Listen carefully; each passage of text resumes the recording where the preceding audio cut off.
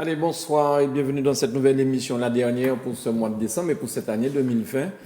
En attendant de se retrouver en 2021 pour la rentrée, comme les enfants qui vont à l'école et pour la rentrée. Donc, bonsoir. Je commence par là ce soir. Tiens, bonsoir Serge Tali.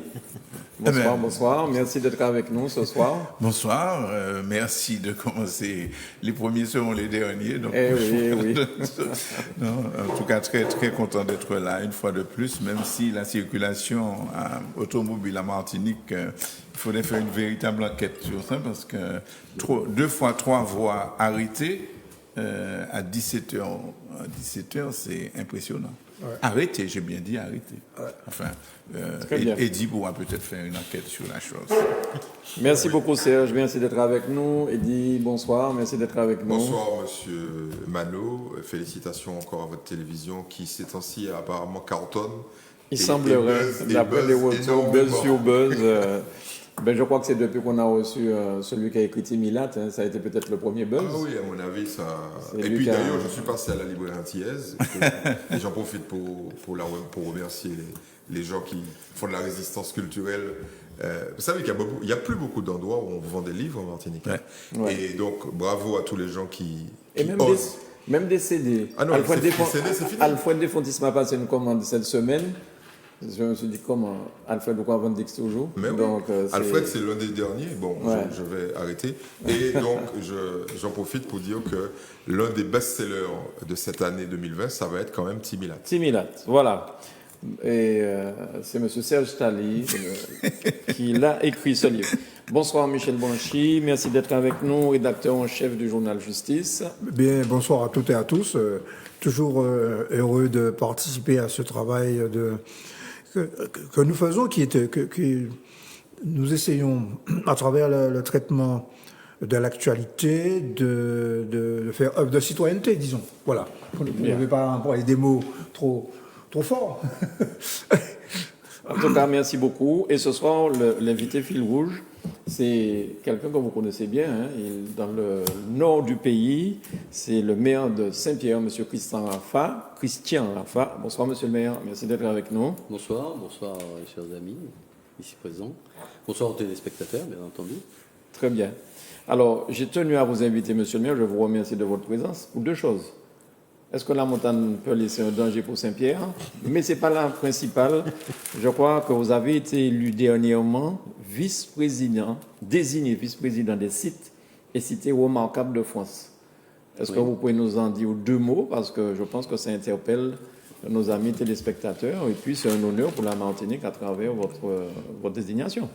Oui, les 2 questions sont reliées d'ailleurs. Parce que si...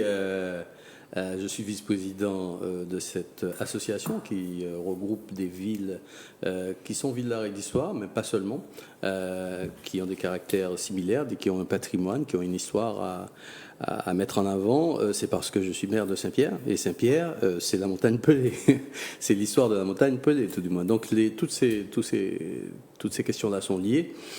Que dire de plus? Bon, c'est une reconnaissance parce que Saint-Pierre veut comment dirais-je, se projeter dans l'avenir, veut faire de son passé, de son volcan qui, pour certains, est une menace, veut en faire un atout, non pas pour elle-même seulement, mais pour la Martinique, parce que c'est un travail que je suis en train d'entamer avec Madame Mousseau, enfin la présidente du CMT, à travers elle, un organisme qui fait la promotion du tourisme martiniquais partout dans le monde. Donc on a décidé de faire que Saint-Pierre soit un élément d'attractivité particulier du tourisme martiniquais. Parce que comme je l'ai dit à plusieurs reprises, hein, les îles de la Caraïbe qui nous entourent, elles ont autant d'atouts que la Martinique. Hein. Le sable, quelquefois, il est plus blanc, plus éclatant que celui de Sainte-Anne. Ils ont le soleil, ils ont la mer. Je dis toujours... les hôtels sont moins chers. Les hôtels sont moins chers. Pour flatter un petit peu notre ego, je dis que notre homme, il est meilleur. C'est clair, mais ça ne suffit pas. Actuellement, nous avons un atout particulier qu'ils n'ont absolument pas, c'est Saint-Pierre. Saint-Pierre fait de la Martinique. Saint-Pierre, c'est en quelque sorte le Pompéi de la Caraïbe. Oui. Et à elle-même présente une attractivité. D'ailleurs, beaucoup de gens viennent en Martinique par la porte d'entrée de Saint-Pierre. Ils veulent absolument passer à Saint-Pierre. Donc, alors, on n'avait plus le sous-marin qui faisait une attraction à Saint-Pierre, mais est-ce que vous pensez développer un port pour permettre aux bateaux de croisière, lorsque les croisières recommenceront, pouvoir faire un stop à Saint-Pierre? Un port, nous n'en Enfin, avons un pas. port, je veux dire un port, un quai, une façon d'acquérir, d'accueillir les gros bateaux, je veux dire. Nous n'aurons pas un port ou un terminal de croisière en tant que tel, parce que ça va défigurer notre rade qui est magnifique et qui est un atout essentiel pour Saint-Pierre. Mais nous avons un projet de mieux accueillir les plaisanciers qui sont là depuis des décennies et qui arrivent de façon spontanée dans la rade, par dizaines. En pleine saison touristique, nous avons 30, 40, 50 plaisanciers dans la rade, mais qui mouillent un peu de façon sauvage et quelquefois sur nos vestiges sous-marins. Donc un projet de zone de mouillage organisé est en cours, piloté par Cap Nord, maître d'ouvrage délégué. Donc ça devrait se traduire sur 2021 par la pose des premières bouées. Mais au-delà de ça, nous allons implanter, Cap Nord en a fait l'étude, une bouée particulière pour les navires de croisière. Donc ce sera, nous visons dans un premier temps les navires de croisière de moyenne taille, du genre du Club Med ou les bateaux qui vont aux Trois-Îlets, aux marins. Nous ne sommes pas là pour, nous n'avons pas la prétention de faire concurrence à Fort-de-France pour des bateaux de 3000 places, parce que c'est pas tout d'accueillir de bateaux. Après, il faut gérer les touristes qui descendent du bateau. Si vous avez 2000 personnes qui descendent, Saint-Pierre n'est pas prête à recevoir ça. Mais les bateaux de moyenne taille, nous recevons l'Express des îles 3 fois par semaine, 300-400 passagers, on sait faire ça. Donc le Club Med, c'est à notre portée. Mais nous aurons la possibilité exceptionnellement d'accueillir un bateau de taille plus importante. Est-ce que les bouées seront payantes? Les bouées seront payantes, bien entendu. Bien entendu, il y aura un investissement à faire. Il y a un marché d'appel à candidature pour gérer ce mouillage. Ce sera en gros 150-160 bouées pour les plaisanciers et une bouée particulière pour les bateaux de croisière. Très bien. Messieurs, est-ce que vous avez une question ou quelque chose à dire au maire de Saint-Pierre? Il faut le féliciter déjà. Il faut le féliciter pour tout ce qu'il entreprend, parce que il est parti d'une situation qui était un peu complexe. Maintenant, il va falloir gérer la communication sur la montagne Pelée, parce que on peut pas dire que ça a été un succès, cette communication. Je pense qu'à l'inverse, ça a dû vous pénaliser, parce que c'est une communication. En fait, j'ai trouvé la communication très bizarre. C'est une communication institutionnelle. Où on dit, écoutez, on passe en vigilance jaune, et puis en fin de message, on dit pour les scientifiques. Je dis, bon, les mecs, il faut arrêter de communiquer comme ça. Vous ne pouvez pas dire on passe en vigilance jaune dans le contexte où nous, sur d'autres types de risques, on a déjà la notion de vigilance jaune. Pour les gens, et il faut leur dire ça, monsieur le maire. Dites-leur, mais les mecs, allons changer de couleur, quoi. Parce que quand vous dites aux gens toute la journée et tous les week-ends pendant les 3 derniers mois, la Martinique passe en vigilance jaune pour forte pluie, etc. Vous vous rappelez, les gens sont habitués, donc ils disent, bon, on nous fait attention. Et puis, on reprend les mêmes codes couleurs pour la montagne Pelée, et puis on dit, attendez les mecs, c'est pas vigilance jaune pour vous, c'est pour les scientifiques. Ah bon? Mais j'ai entendu des gens dire, mais c'est encore plus grave. Vous vous rendez compte? On met les scientifiques en vigilance jaune. Donc, en qui vigilance nous, nous? Non, à mon avis, il faut revoir la communication en expliquant simplement ce que ça veut dire. Et puis en leur proposant, si possible, comme on n'a pas 36 volcans en Martinique, on n'en a qu'un, enfin officiellement, si possible, de changer de code couleur, ne serait-ce que pour nous, de manière un peu spécifique, quoi. D'accord. Mais je suis tout à fait d'accord là-dessus. C'est, semble-t-il, le plan ORSEC qui prévoit ça comme ça, mais je suis totalement d'accord avec ce que vous venez de dire. La population elle-même a interpellé le sous-préfet qui a fait des réunions autour de la montagne Pelée en leur disant exactement la même chose. Mais attends, Pucci, nous vini, et si ça n'a pas intéressé nous, c'est pas pour nous. Bah, on voit qu'est-ce que ça nous doit faire là. Donc, non, ça a été très clair. Les gens ont du bon sens. Et effectivement, c'est une très, très mauvaise chose qui a été faite, la façon dont ça a été fait. Alors, la transparence, je suis pour. Encore que je demande et j'ai interpellé très clairement les scientifiques sur la transparence sur leurs propres critères. Parce que la montagne Pelée, elle était classée verte pendant des années, et puis brutalement, il y a un nouveau directeur qui arrive, et ça passe en jaune.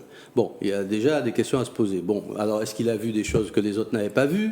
Bon, il faut qu'il nous explique. Bon, est-ce que c'est vraiment ce qui est observé depuis un an, semble-t-il, 2019, est-ce que c'est vraiment nouveau? Certainement pas, parce que la montagne Pelée, je leur ai dit, vous n'allez pas nous apprendre qu'elle est vivante. On sait que c'est une montagne, elle est active, clairement. Mais il me semble que peut-être en 1960, où il y a 30 ans, la montagne Pelée vibrait de la même façon, pour faire simple.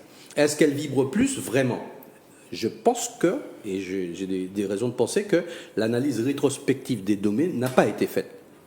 Parce que la directrice présidente m'avait dit, écoutez, ces phénomènes que l'on a observés, les mêmes se produisaient au début des années 2000, c'est-à-dire il y a 20 ans, et quelquefois en plus important. Donc il y a une ligne de base d'activité du volcan qui est en train de vivre sa vie avec des micro-sismiques, séismes tectoniques, disent-ils. Bon, le volcan, on dit qu'il y a de l'eau qui est entrée dedans lors des 2 jours de pluie du 8 et 9 novembre, et puis après, il y a eu, non pas des fumoirs, tout a été mélangé, mais des traces d'évaporation de l'eau qui est entrée, la vapeur qui est là, ça s'appelle les trémors, pour faire technique.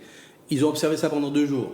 Ni avant ni après. Je leur ai dit, mais si vous continuez à ne pas observer ça, est-ce qu'on va repasser au vert? Parce que c'était le critère qui a permis de faire passer la montagne en jaune. Est-ce qu'on va... Ah ben ils ne savent pas, ce sera peut-être dans plusieurs mois, ils vont observer, etc. Donc c'est assez flou. Et c'est pas comme ça qu'on va rassurer les gens. Donc moi je suis pour la transparence. Qu'on nous dise la ligne de base du vote. On nous a dit qu'elle frémissait 2 fois par mois. Je lis sur le site que c'est 32. Maintenant, elle serait à 50 ou 70, mais est-ce que 70 par rapport à la montagne, par rapport à la soufrière de Guadeloupe, qui est à plus de 270, est-ce que 70 c'est significatif? J'en sais rien. Et puis c'est surtout sur le temps qu'on va voir ça. C'est-à-dire qu'un volcan qui a 300 000 ans, c'est pas en 2 semaines qu'on juge si elle se réveille ou pas. Et ce volcan a un cycle de 400 à 500 ans entre deux éruptions majeures. Alors c'est des statistiques. Ça ne veut pas dire qu'elle va régulièrement, chronomètre en main, exploser tous les 500 ans. C'est pas ça. Mais il y a quand même une étude dans le temps qui n'a pas été faite. Alors moi je suis pour en tout cas la conclusion. Après on a beaucoup rasséréné les gens, leur dire mais attendez, il n'y a pas ni pièce problème de pourquoi à évacuation, tout ça. J'ai tenu vraiment à ce qu'on tienne ce discours et les représentants de l'État le tiennent aussi, les scientifiques aussi. Mais je dis maintenant et après. Après, ça veut dire qu'il faut qu'on rebondisse là-dessus, faire de cette montagne un atout. On en parlera et puis surtout maintenant aller jusqu'au bout en termes de non pas de prévention seulement mais en gestion du risque éventuel une fois qu'il sera déclaré, il sera patent. Serge, tu voulais dire quelque chose, j'ai l'impression, sur ça. Plein de choses, mais je me fais déchirer, mais bon, c'est pas grave. Tu es là pour ça. Je suis là pour ça. Voilà la problématique de la communication. Donner du caviar à n'importe qui, ça marche pas. Donc, l'erreur, me semble-t-il, de l'État, c'est d'avoir mis ça sur la place publique. Parce que du jour au lendemain, je ne sais pas, moi j'ai fait des études de géographie. J'étais d'abord géographe, ensuite historien, mais c'était après, j'ai refait d'autres études. J'ai travaillé sur la montagne Pelée. On était en Guadeloupe, on était même venu travailler, mais je ne prétends pas, là, aujourd'hui, comprendre tout le phénomène volcanologique. Entre les vapeurs d'eau, les téphars, les gaz volcaniques, les trémors et d'autres termes. Bon, c'est pas du chinois, mais c'est du vocabulaire de spécialistes. Donc, rien peut faire peur. Et l'exemple que donné dit est symptomatique. Le seul fait de dire vigilance jaune, qui a priori, c'est pas grave, puisque la soufrière est là, mais le seul fait de dire vigilance jaune, dit, ah bon, mais... monsieur le maire disait. Et parce que surveiller la montagne, c'est fondamental. C'est comme disait le maire Saint-Pierre, on a des signes précurseurs. Parce qu'on ne peut pas dire quel jour un volcan va exploser, mais on peut dire qu'il va exploser. Ouais. Parce qu'il y a des signes précurseurs. Déjà, il y a plusieurs types de volcans dans le monde. Globalement, on a pour aux enfants qu'il y en a 4, mais dans la réalité, il y en a au moins 8. parce qu'il y en a qu'on n'ajoute pas, on n'apprend pas aux enfants le craconien ou l'islandais, enfin, on dit qu'il y a le péléen, bon, l'aroyen, etc. Bon, ouais, je parle déjà chinois, là, pour certaines personnes, mais je fais exprès, là, pour une fois, je fais exprès, j'emploie des mots, je suis sûr qu'il y en a qui ne me comprennent pas. Mais moi-même, je ne serais pas capable de dire que tel type de volcan fonctionne comme ça. D'accord, le péléen, il y a moins de lave qu'à la soufrière de la Réunion, c'est sûr. Et puis qu'il y a des nuées ardentes. Mais il faudrait expliquer aux gens c'est quoi des nuées ardentes. Donc il y a des signes précurseurs. Laissez les gens qui connaissent travailler. Et puis, fermez-la. Quand on ne connaît pas, on ne parle pas. Moi, je ne pas connaître, je ne pas capable parler. Je dis ça très souvent sur ce plateau, je ne sais pas. Il faut avoir l'humilité de plus en plus dans ce pays de dire je ne sais pas. Et puis deuxième chose concernant le tourisme, si c'est maintenant qu'il faut qu'on découvre que Saint-Pierre a subi des éruptions volcaniques en 1902 et en 1929, c'est après ça, et qu'il y a des villes que j'ai visitées en Italie. Quand j'étais principal en France, je voyais mes élèves visiter Pompéi. Mes élèves de 5e connaissaient, ils allaient. Bon, c'était plus facile, ils étaient en France, ils étaient allés en Italie. Et puis c'est maintenant qu'on se dit, bon, il a fallu que certaines personnes décident de prendre en compte qu'il y a un tourisme qui n'est pas que du tourisme sexuel, puisque dans les années 60, toute la gauche martiniquaise, toute la gauche martiniquaise, tourisme égale sexe. Ah bon? Oui, monsieur. S'il y a des hôtels qui se sont pas construits en Martinique, c'est parce que l'affaire Assatam. Voilà. Je suis d'accord avec lui. Que les gens ne se fâchent pas parce que Michel Bouachi est d'accord avec moi, parce que ni Mounio Balélo d'accord. Et donc, on ne sait même pas qu'il y a un tourisme historique. On a une ville comme Saint-Pierre, mais on devrait faire des millions. Saint-Pierre devrait ne savoir quoi faire de son argent en investissement. Voilà. Très bien. J'ai bien On va commencé. changer de sujet. Michel, ton président est testé positif au Covid. Est-ce que ça t'a surpris ce matin lorsque cette dépêche est tombée? Tu sais, bon, il a suivi la trace de Bolsonaro, De Trump, de Trump, de Johnson. de Johnson et puis de quelques autres. Bon. Non, Mais j'ai appris ce matin que même Bruno Le Maire a été testé. Il était. Il a été. Mais Castex aussi. Et il disait, Bruno Le Maire, qu'il a eu du mal à s'en remettre. Hein. non, mais tu sais, bon, le fait c'est que dans ce type de fonction, faut admettre, je crois qu'il faut admettre, que dans ce type de fonction, on rencontre beaucoup de gens différents. On ne peut pas se confiner. Bon. Et lui-même, jusqu'à présent, les médias disent, l'entourage du président dit.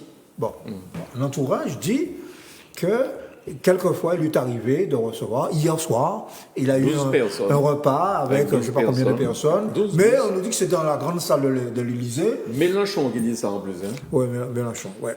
Bon. tu sais que j'ai... Tu vois du mal cette année. Tu sais que vraiment, c'est un homme dont j'ai signé j'ai parrainé la candidature. Oui. Bon, bref. Mais sur cette question du Covid,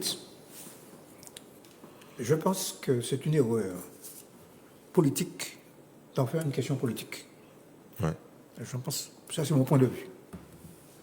Je pense que j'ai même entendu sur une chaîne continue, pour la citer parce que c'était assez abominable, LCI qui dit le président a reçu beaucoup d'encouragement de chefs d'État.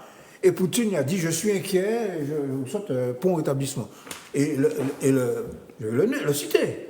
M. Pujades a dit, on aurait pu se passer de ces propos de M. Poutine. Il a cité tous les autres, Marine Le Pen. Mais Poutine n'a pas eu le droit de dire à Macron, mon cas senti que... ou prend fait, mon impé ou quoi. Ouais. Parce que lui-même, ça peut arriver. Mais oui, ça peut arriver à n'importe qui. Alors, oui. Ouais, moi, j'aimerais rebondir sur ça. C'est la notion de relativisme. Ouais. Parce que j'ai presque l'impression que les gens oublient le poids et la taille des choses, des gens, des nations.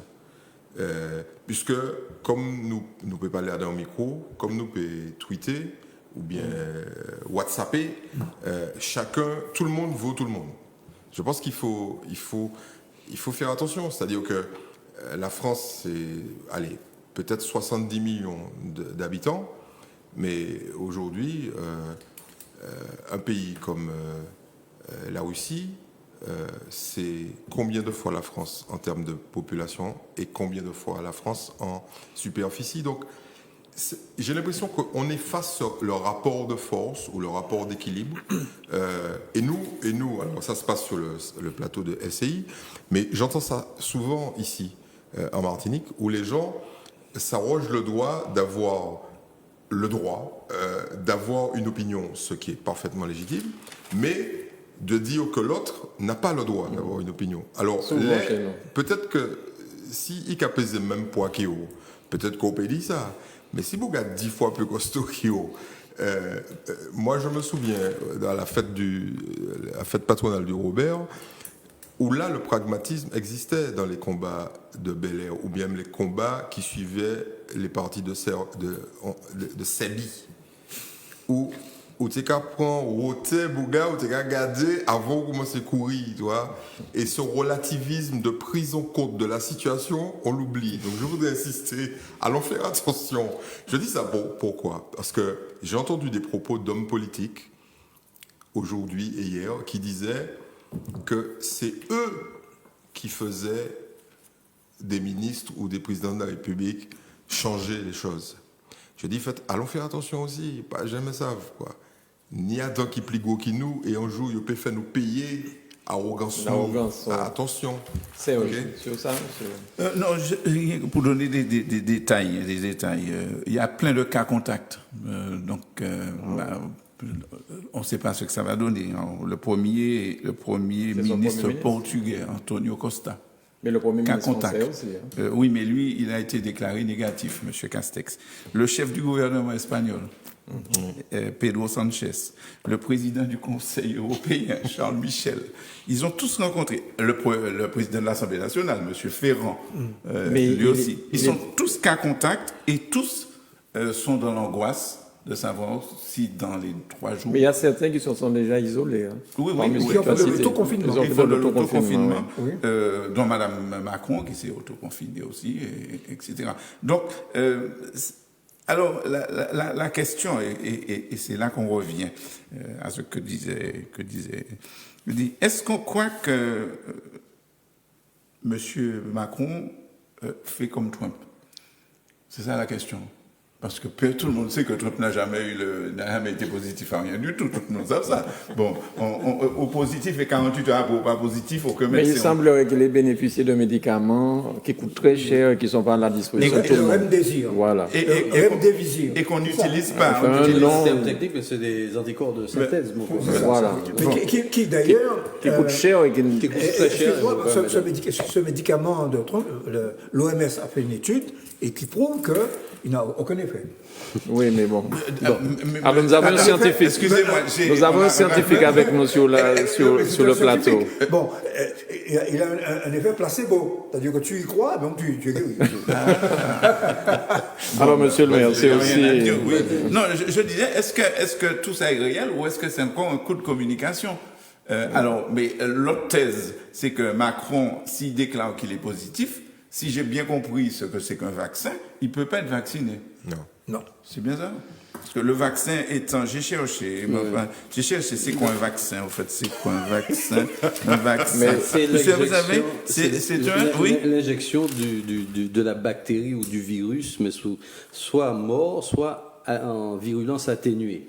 Donc le corps étranger qui le représente va stimuler, provoquer une réaction immunitaire. Donc, contre la carapace, pour parler, les molécules qui constituent le virus ou la bactérie vont être repérées par l'organisme et il va fabriquer des anticorps contre le virus. Et quand le virus, le vrai, va arriver, l'organisme sera déjà armé. C'est ça le principe de la vaccination. C'est pour ça que je n'ai pas eu la coqueluche, je n'ai pas eu la rougeole, je n'ai pas eu les rubéole, je n'ai pas eu la rubéole, je n'ai pas eu la diphtérie, j'ai pas eu la poliomyélite, j'ai pas eu le tétanos. Ce qu'on ne sait pas, en l'état actuel de la science, par contre, c'est si les gens qui ont eu le coronavirus ont une immunité, ils ont une immunité, pense-t-on, pendant un certain temps, mais on ne sait pas si elle est Pendant combien de temps? Jusqu'à les dernières informations que j'ai entendues, c'était entre 6 et 8 mois. 6 et 8 mois. Mais il continuait à tester. Et c'est là que je voudrais qu'on revienne à la question soulevée par M. Branchi. Là. Effectivement, il faut beaucoup d'humilité dans ce domaine-là et il ne faut pas faire de la politique là-dessus. J'ai tellement entendu que oui, les gouvernants ont mal préparé la population, ils ont mal géré le... Qui peut prétendre gérer une pandémie avec une bactérie que personne n'a jamais vue? Un virus. Un virus ou une bactérie, c'est pareil. Il faut arrêter de dire n'importe quoi. Il était question que Merkel, elle avait trouvé la solution à l'Allemagne. Regardez l'état de l'Allemagne.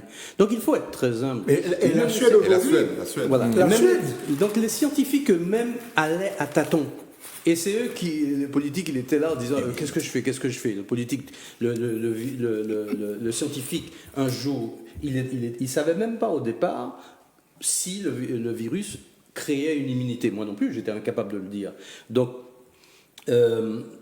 il y avait beaucoup d'inconnus. Donc, en plus de la non-préparation de la France en particulier, pas de masque, pas rien. On était même en pénurie de gel hydroalcoolique à un moment donné. C'était le capharnaüm. Donc, qui pouvait prétendre que de loin, comme ça, il allait prédire ou préparer, machin, jusqu'à protéger un individu? C'est de la mauvaise politique pour moi. Lorsqu'il y a quelque chose comme ça, il doit y avoir une espèce de mobilisation nationale.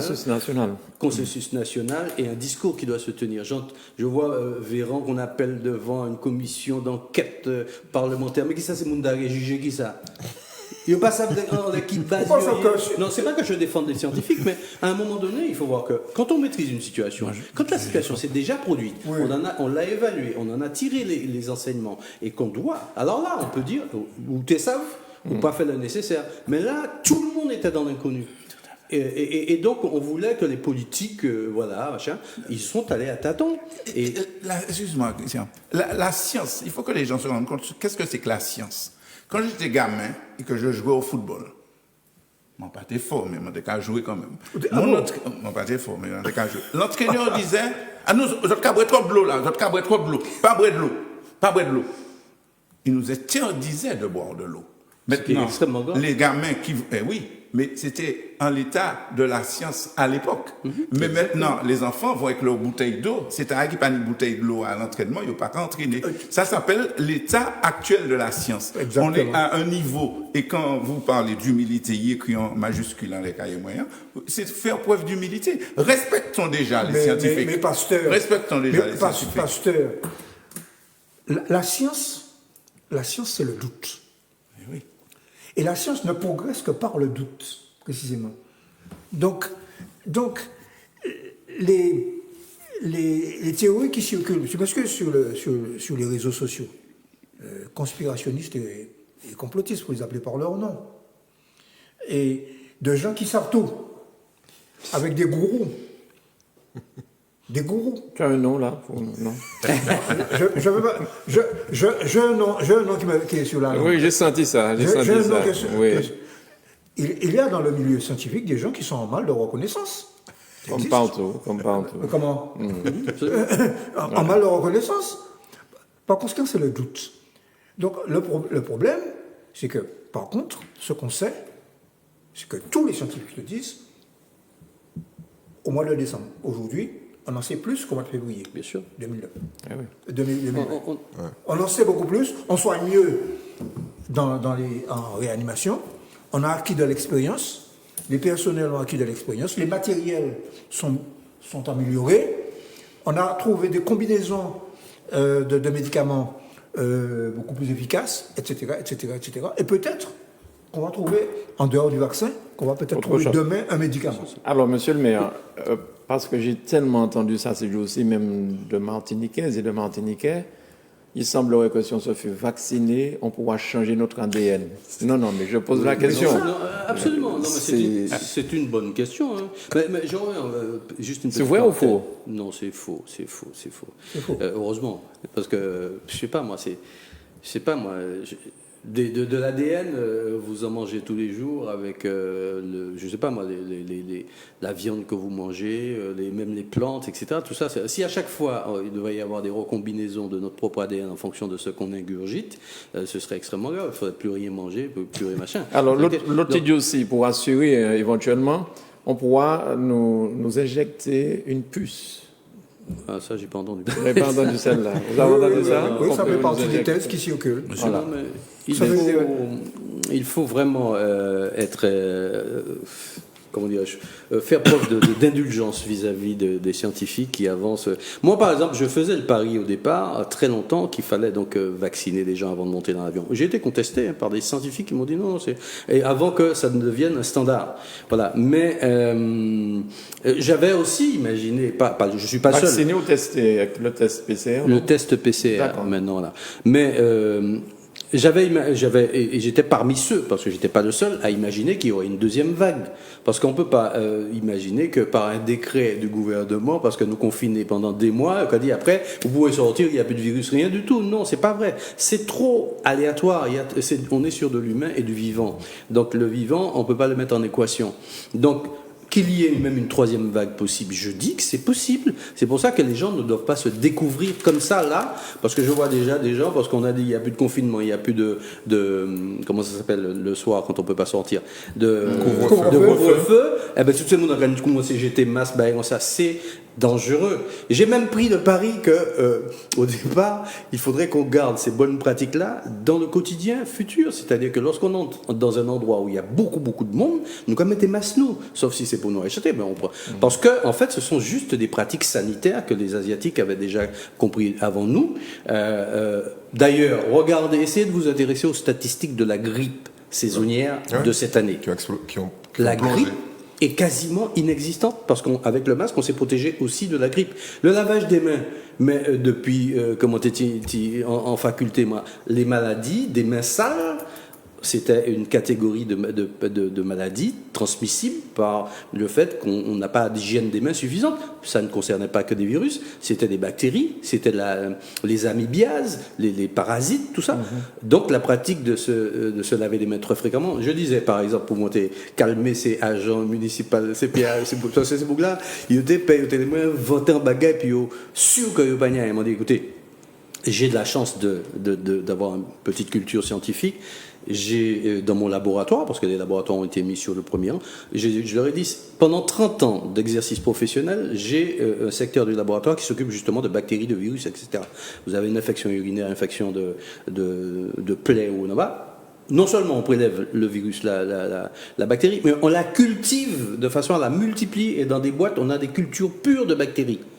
Eh bien, pendant 30 ans, mes employés n'ont jamais été malades. Parce que tout simplement, on sait comment faire. Le lavage des mains, on ne travaille pas avec des gants dans un laboratoire, parce que le gant peut être dangereux. On est propre à l'intérieur, mais le gant est sale et on va tartiner les poignées de porte et tout ce qu'il y a autour. Donc on infecte les gens. Donc l'hygiène, à la base, c'est la règle qu'il faut respecter. Donc, si de cette pandémie, on pouvait ressortir par le haut avec des pratiques sanitaires, par exemple le bisou, le bisou, c'est très sympathique, mais le bisou, on transmet Alors, il faut faire un choix. Donc, après, on prend le risque en pleine connaissance de cause, mais il faut savoir que les pratiques sociales que nous avons sont vecteurs de transmission de maladies de façon générale. Mais se laver les mains, j'ai l'âge où j'ai connu, moi, qu'on ne passait pas à table, chez moi.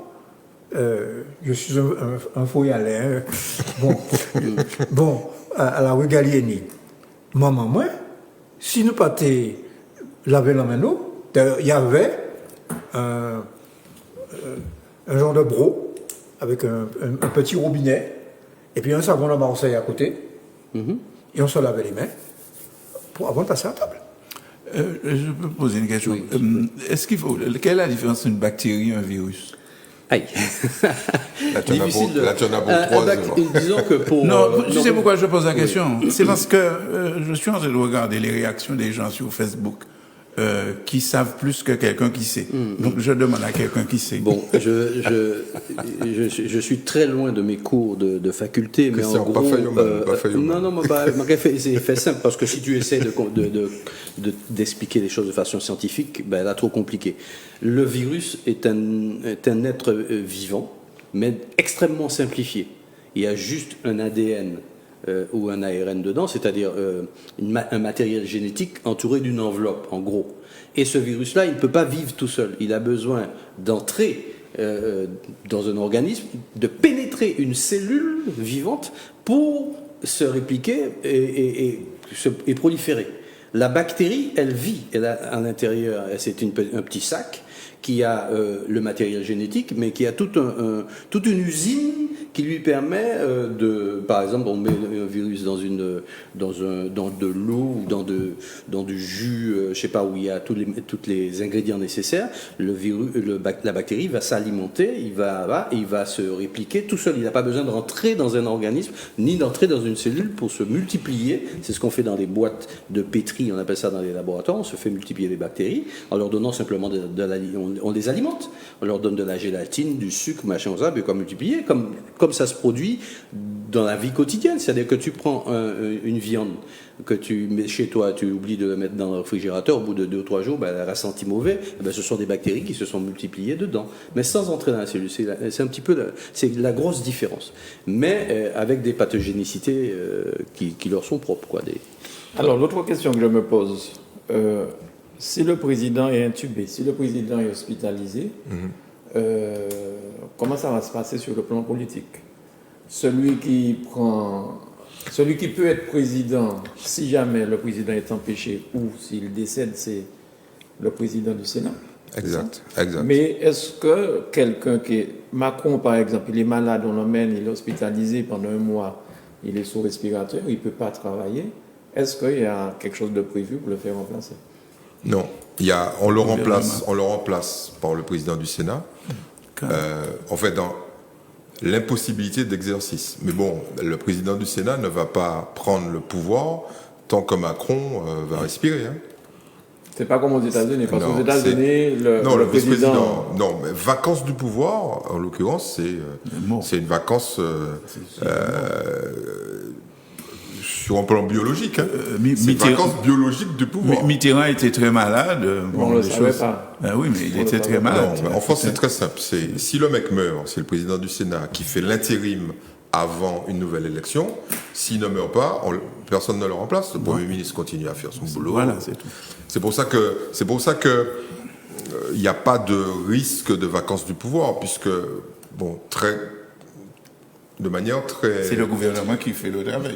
Exactement. De manière très simple, le président de la République ne sert pas, entre guillemets, il ne sert pas à grand-chose en France.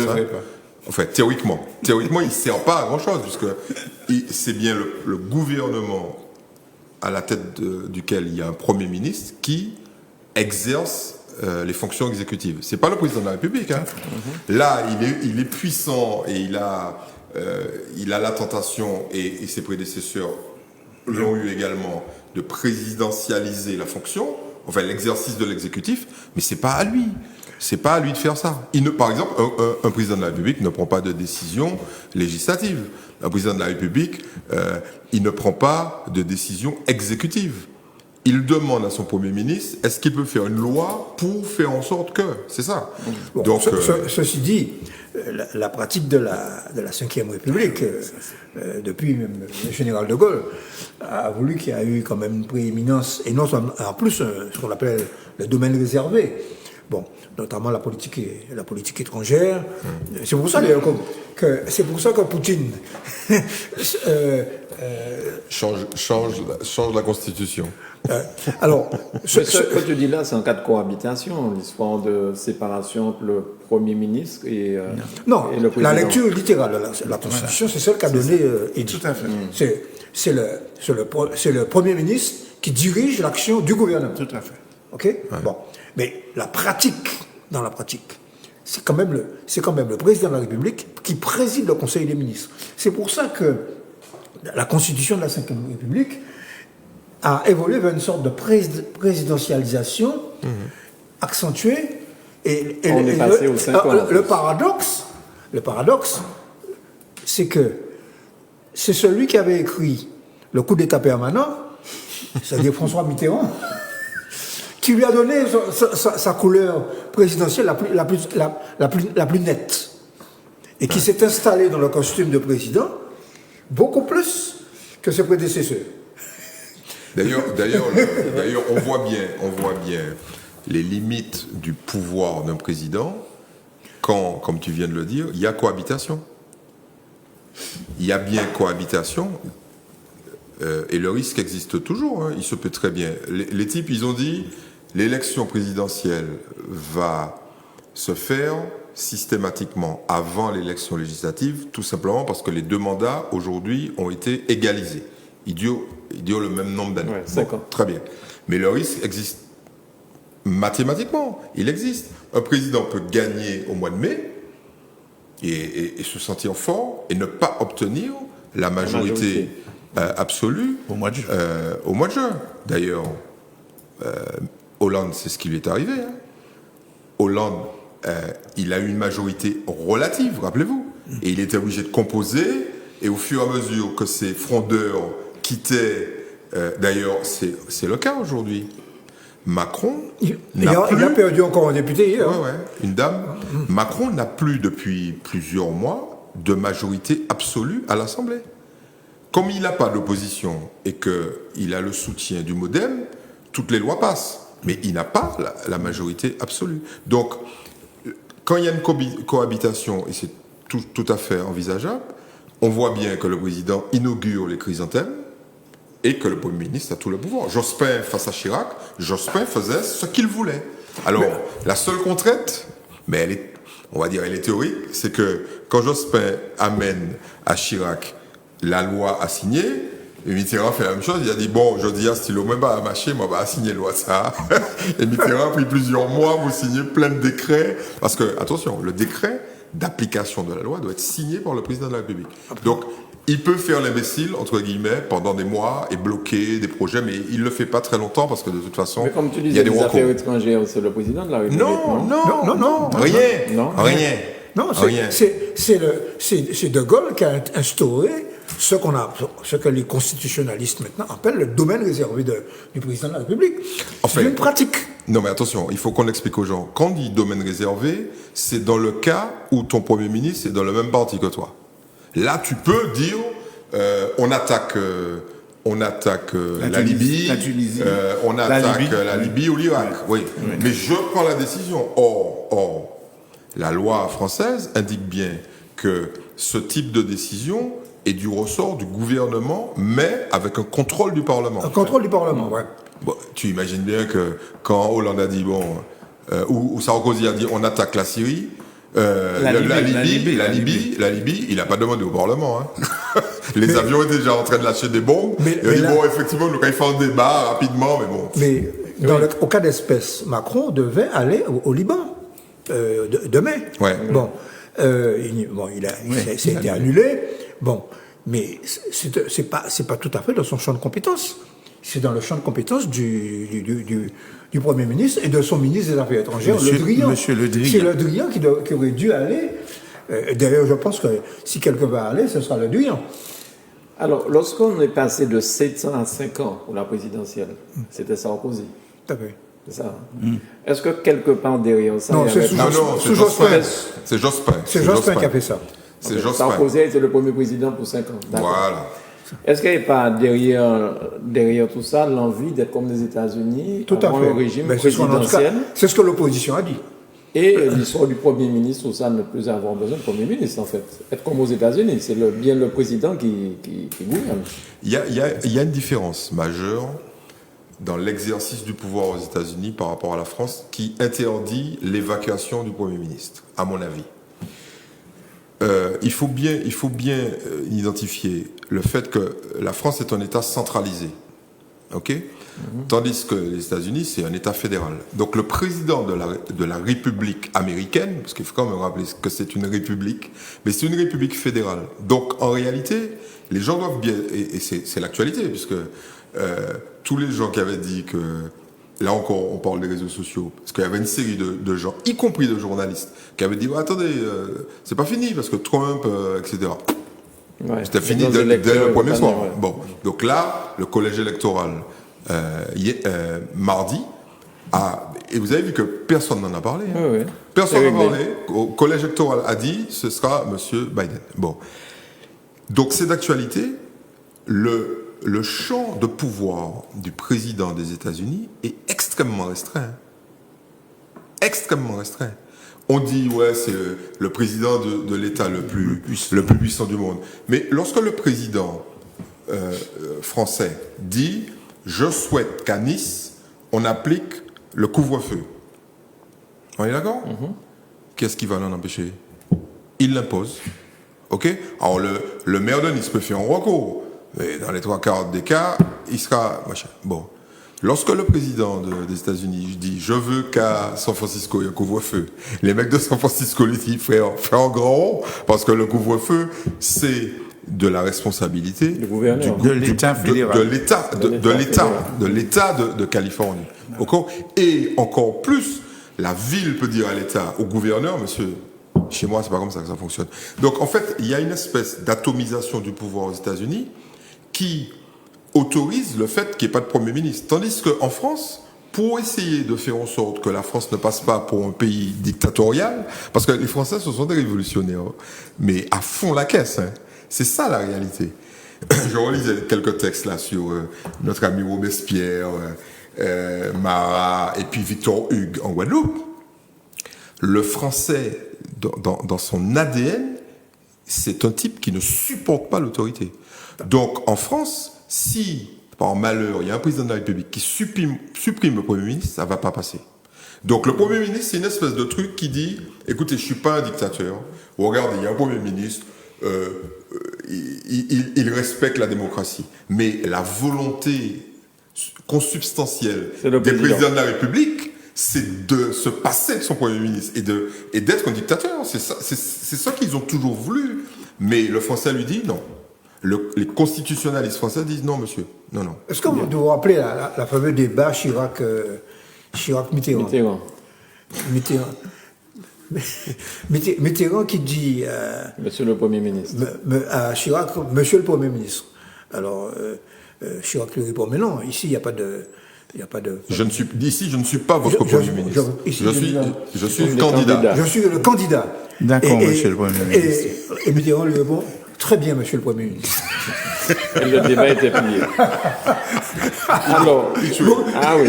Chirac a été cisaillé. Donc, la question que je posais pour le gouvernement français, je peux poser la même question aussi ici pour la CTM. Je me disais, si... Non, mais... Oh, papa! Mais non. Alors, attends. Je ne parle pas de personne. Je dis la façon de la fonction. Si le président est empêché, il est hospitalisé. Le président de la CTM, s'il est hospitalisé empêché. Du conseil exécutif. Président du conseil exécutif. À monsieur Lys, il dit, mais comment, il n'y a pas un président? Il y a un président de l'Assemblée? Non, du conseil exécutif. La même question que j'ai posée pour la France, je me demandais, est-ce qu'il y avait ici quelqu'un qui prenait le relais? Non. Mais d'après ce que vous expliquez, il n'y a rien de prévu pour ça. Non. Alors, comme tu as posé la question par écrit, j'ai été dans la loi du 27, la loi organique du 27 juillet 2011. Alors, tu as deux articles, l'un concernant le président de l'Assemblée et l'autre concernant le président du Conseil exécutif. Alors, d'abord pour le président de l'Assemblée. Article, pour ceux qui veulent se reporter, article L 7223-3.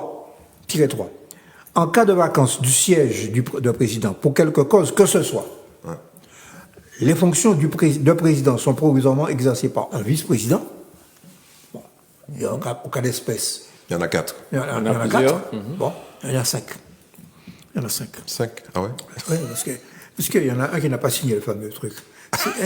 Un gars de pays. C'est vrai, il y en a 5. Bon, un vice-président dans l'ordre de nomination. Et à défaut, par un conseiller désigné par l'Assemblée. Bon, je laisse le reste. Bon, ça c'est pour le président de l'Assemblée. Pour le président du Conseil exécutif. En cas de vacance du siège de président du Conseil exécutif de Martinique, pour quelque cause que ce soit, Ces fonctions sont provisoirement exercées par un conseil exécutif dans l'ordre de l'élection. Okay. D'accord. Il est procédé à une nouvelle élection du conseil exécutif et de son président dans le délai d'1 mois. Ouais. Selon les modalités prévues. D'accord. Alors, rajoute un détail. Très important, c'est que la totalité du conseil exécutif rentre à la maison. Rentre à la maison. Voilà. Oui, 1 mois après. Oui. 1 mois après. Une fois Dans un délai d'1 mois. Donc, Ouais, c'est là ok. qu'on a C'est une clair. des dispositions les plus critiquées d'ailleurs. Bon, il y a des gens qui disent qu'il faut toiletter la loi, critiquent ça. Ça Enfin, me semble quand même un peu extraordinaire, ça, parce que bon, le président en question, il peut avoir un problème de santé, il peut disparaître brutalement. Pourquoi l'ensemble du conseil exécutif doit tomber obligatoirement? Si l'exécutif a été rejeté par l'Assemblée, je pourrais comprendre. Mais Bougla a tombé malade, Bougla mort, bon, un accident de voiture, là, boum, c'est idiot ça. Non, je peux me permettre mais au plus haut niveau de l'État français, c'est la même chose. Si le président de la République meurt, ipso facto, le gouvernement rentre à la maison. C'est la même chose.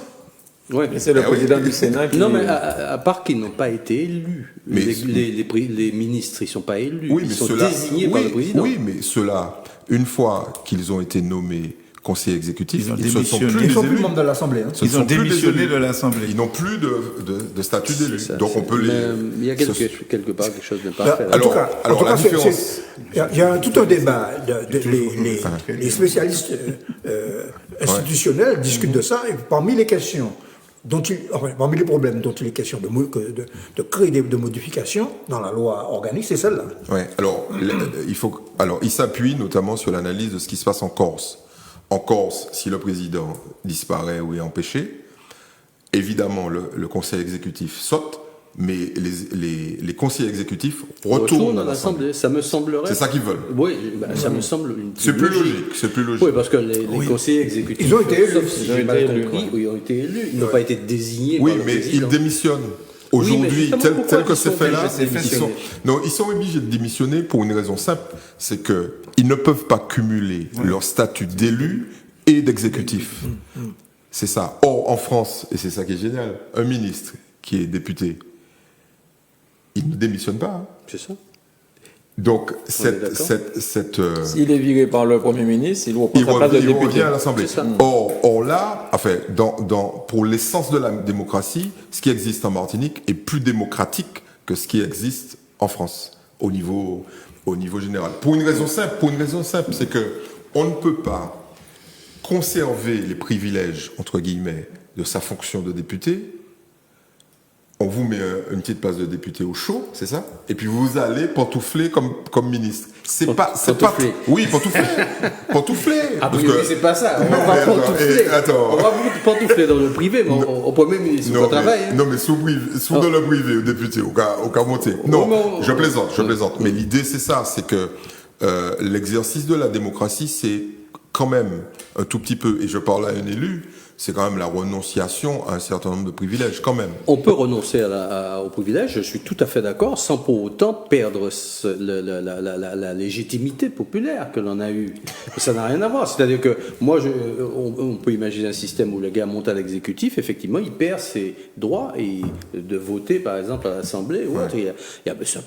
Tout peut s'écrire juridiquement. Oui, mais ça existe encore. Peut-être ça me gêne quelque part parce qu'effectivement, le gars a été élu par le peuple. Moi, j'apprécie. La vraie démocratie, c'est ce qui se passe dans un conseil municipal. Par exemple, j'ai un problème avec mes adjoints. Bon, le conseil municipal, je suis obligé enfin, c'est le conseil municipal qui décide de les mettre adjoints et qui décide de leur enlever leur fonction d'adjoint. Moi, je peux juste leur enlever mes délégations parce que c'est moi qui les ai données de façon unilatérale et volontaire. Mais le conseil municipal a voté que, bon, tu ne seras plus adjoint. Eh bien, ils redeviennent élus de base.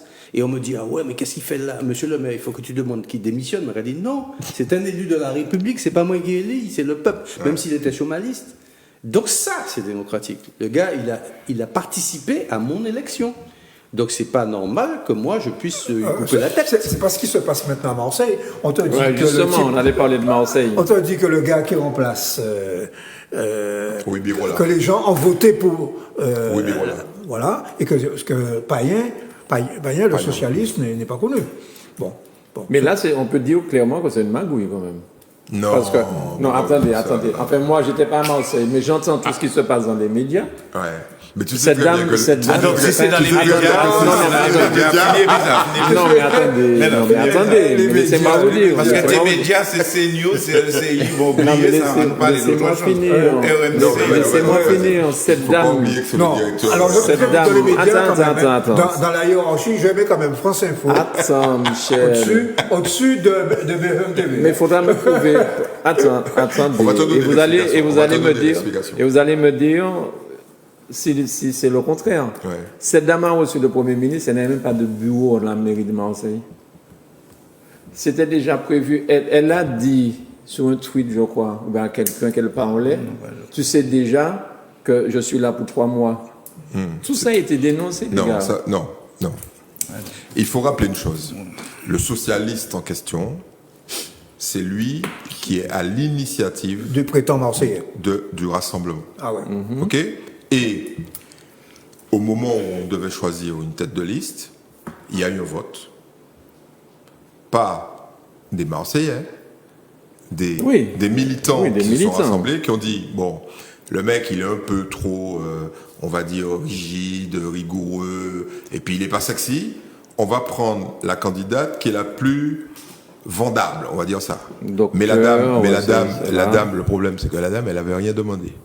C'est ça qui est terrible. C'est-à-dire, elle a dit, mais écoutez, je suis médecin, j'ai pas trop le temps, ma santé n'est pas florissante. On lui a dit, mais c'est où?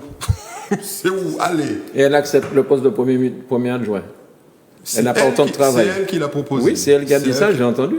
Un premier adjoint, on va demander. Responsable de l'environnement et de la santé. On va demander à un maire. C'est ça qu'elle veut. Est-ce qu'un premier adjoint a plus de travail qu'un maire? Non, pas plus. Non. Mais elle a du travail en tant que premier adjoint. Vous avez suivi ça, monsieur le maire, ce qui se passe à Marseille? Assez superficiellement, mais j'ai compris qu'elle a dit non, c'est pas pour moi.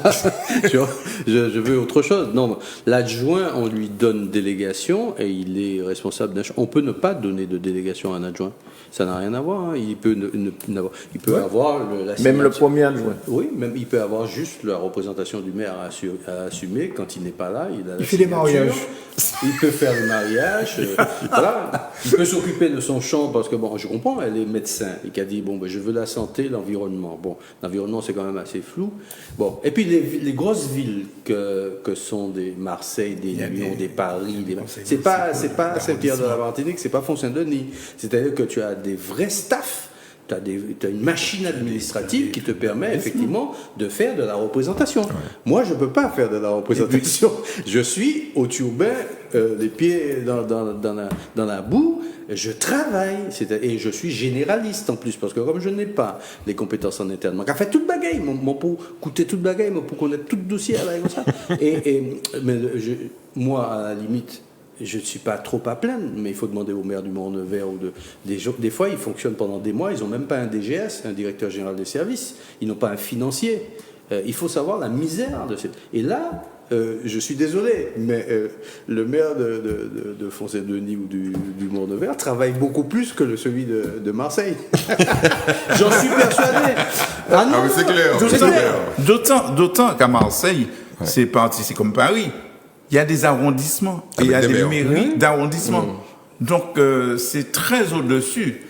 C'est presque un conseil d'agglomération, le maire de Marseille. Parce que sur le terrain, c'est le maire d'arrondissement qui fait le taf de façon sérieuse. Et puis, la deuxième chose, concernant cette dame, je m'incline devant une telle humilité de quelqu'un qui dit « moi pas capable de faire » et elle démissionne. Moi, je ne prends pas ça du tout comme une magouille, je prends ça comme un exemple pour tous les hommes politiques qui n'ont pas les compétences pour et qui tiennent toujours. Je suis totalement d'accord. Voilà, parce que ce qu'il faut dire, ceux qui alimentent les thèses, pour reprendre le terme de complotistes, qui disent, qui écrivent à longueur de tribune que c'était déjà acté, qu'il y a une magouille, etc., sont pour la plupart des soutiens de la droite et de l'extrême droite. Et les tenants de la droite et de l'extrême droite veulent remettre en cause, en raison de la démission du maire, Oui. Le résultat du vote. Oui, Ils veulent refaire l'élection. Voilà, ils veulent refaire On Oui, refait parce le match. qu'ils ont perdu la mairie après près de 28 ans, je crois. 25 ans. 25 ans. Donc, et puis ils euh, l'ont perdu sévèrement. Ils n'ont pas perdu ça à 18 voix, comme dans certaines communes, ou à 8 voix, comme dans certaines communes en Martinique. Hein. Ils ont perdu avec 8%. C'est considérable. OK? Ouais. Donc, bon, il faut très se bien. méfier. Il faut toujours se méfier des médias. Toujours. Non, mais, alors, il est certain quand même qu'au cours de la campagne électorale, cette personne que l'on avait un peu poussée, Oui, elle a acquis quand même un certain aura et un certain charisme. Parce qu'elle vit dans un quartier populaire. Elle est médecin d'un quartier populaire. Et à Marseille, un quartier populaire, c'est un vrai. C'est ça. OK? Dans certaines maisons, pas d'eau, pas d'électricité. Vous avez vu ce qui s'est passé. Les immeubles qui se sont écroulés dans les quartiers populaires, c'est ça. Hein? Marseille, c'est une C'est ville. une ville en crise. Ouais. C'est une ville en crise. C'est une ville qui a été abandonnée pendant 50 ans. Voilà. 25 ans par un socialiste et 25 ans par un mec de droite. Eh oui, le système De fer. De fer, hein. Gaston. Ouais, Gaston. Gaston. Ouais. Bon, Un ben, système qui a pourri le Parti socialiste. Tout à fait. alors, on en a parlé tout à l'heure là, hein, sur les touristes. L'arrivée massive des touristes en Martinique, est-ce que c'est une source de tension? Parce que hier, je crois qu'il y a eu 7 ou 8 gros porteurs qui sont arrivés en Martinique.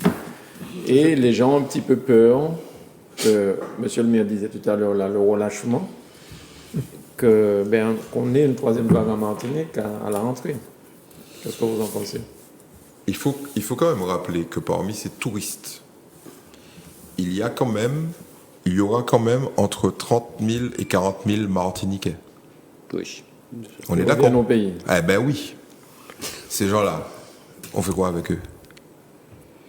Parce que eux, ils viennent voir leur maman, leurs parents, Oui. leurs enfants. Leur papa aussi. Leur papa, oui, leur papa. Pagnol ou Guinea papa. Fais attention, 60% monoparental sans papa hein, dans la population Tout à fait, martiniquaise. tout à fait. Faut quand même le rappeler. Papa pas là. Non, on n'avait pas pour sa chapelle. Eh oui, effectivement. Non, mais- non. D'ailleurs, je suis concerné. Et je suis aussi concerné. Tu es concerné. Bon, voilà. Non, mais moi, Bon. j'ai des parents qui viennent. Donc, tu sais, le discours, c'est ça qui est... alors, on prône le plus souvent la prudence, notamment dans ce type de discours. Et moi, je pense que là, voilà un exemple qui prouve qu'il faut faire attention à ce qu'on dit. Les précautions oratoires, nous, on apprend ça, nous, quand on travaille sur les médias. On dit, bon, les mecs, chaque mot a son importance.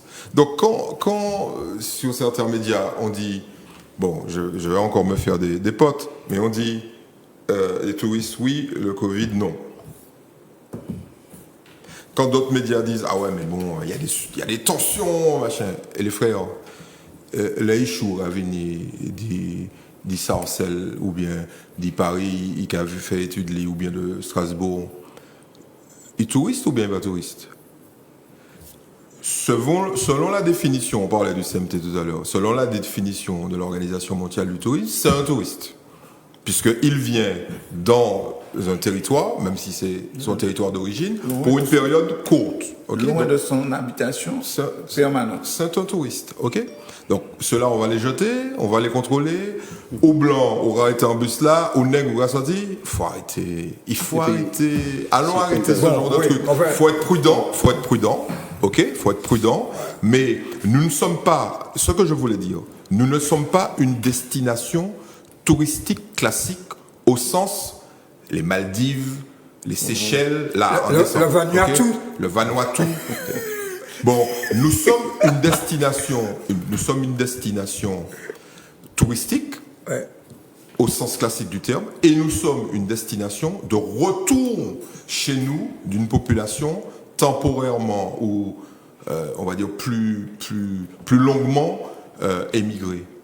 Et nous devons tenir compte de ça. On parlait de complexité tout à l'heure de manière systématique. La notion même de complexité doit être intégrée. C'est pour ça que le discours peut pas être globalisateur, parce que sinon, on va avoir quoi à l'aéroport? Et on avait déjà eu ce problème-là pour les bateaux. Les bougas qui arrivent, ils disent, nous, les personnes descendent. Et puis, il y a un bouga qui est en route là. Bouga qui a fait l'écoute là, il a dit, qui sont là? Moi, je dis, tonton, moi. Ah, si c'est tonton, il peut aller. Tonton, on va du Covid. Alors, monsieur le maire. Si je peux me permettre, tu dis qu'il faut faire attention aux mots, il faut faire aussi attention aux chiffres. Je vous invite à regarder les dernières données épidémiologiques. Là, en fin de parcours, peut-être qu'on est revenu à un taux de dépistage de cas positifs relativement bas, mais même au plus haut de la crise, le dernier tableau du bulletin épidémiologique de l'ARS donne des chiffres. Le pourcentage de symptomatiques parmi les cas détectés, c'est entre 50 et 60%, mais il donne une colonne à côté, pourcentage des cas présentant une notion de déplacement ou de voyage dans les 14 jours précédents le dépistage. Et tu regardes les statistiques, moins de 2% actuellement. Et dans le plus haut, pendant la pleine crise, c'était moins de 3%. C'est-à-dire que moins de 3% des gens dépistés positifs avaient une notion de voyage. On ne dit pas qu'ils avaient été contaminés à l'extérieur, ils avaient une notion de voyage dans les 14 jours. Et quand on regarde dans les chiffres en plus, le dernier bulletin, là, regardez, de la semaine dernière, vous allez voir qu'il y avait 3 cas qui venaient de métropole. Les autres cas venaient de la Caraïbe, de Guadeloupe et tout. Donc, il faut arrêter de croire que tous les gens qui descendent de l'avion sont contaminés et vont machin. Non. Oui, il y a un risque, mais il est minimum depuis depuis qu'il y a le test obligatoire au départ, qui est maintenu. Maintenant, il est facilité par le test antigénique. Quand on va maintenant dans un laboratoire, je viens de rentrer il y a 12 jours ou 15 jours, je suis allé dans mon laboratoire le même au mois de juillet, où j'avais attendu à l'extrême. Là, j'ai fait mon test à 17h, à 11h du matin, j'avais déjà mon résultat sur mon portable, négatif, heureusement. Donc, si même moi, m'en vais rentrer. Donc, le verrou fonctionne bien. En plus, maintenant, on conseille aux gens de garder le test une semaine après leur arrivée, s'ils doivent rester longtemps ici. Et puis après, je dis, ça relève de la responsabilité individuelle. Si effectivement, quand vous rassemblez mon lacaillou, tu embrasses, tu machin, tu prends des risques. Donc, il faut peut-être garder une petite distanciation de sécurité après que la personne soit arrivée, faire attention quand même. Le principe des 6. Hein. Et puis, s'il n'y a pas de symptômes et autres, bon, pourquoi pas, voilà. Mais on n'aura jamais la garantie à 100% en fermant les frontières qu'il n'y aura pas de... Non, j'y crois pas.